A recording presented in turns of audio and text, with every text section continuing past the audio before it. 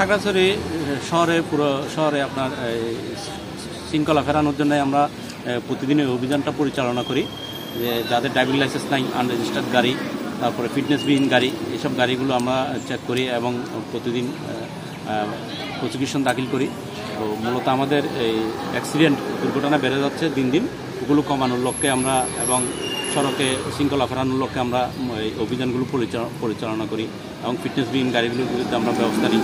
আর এই যে 3 জন নিয়ে চালানা, হেলমেটবিহীন চালানা, ওদেরকে প্রসিকিউশন দিই এবং এই জিনিসগুলো আমরা একটু বেশি দেখি যাতে অ্যাক্সিডেন্ট না হয় এবং শৃঙ্খলা ফিরে আসে।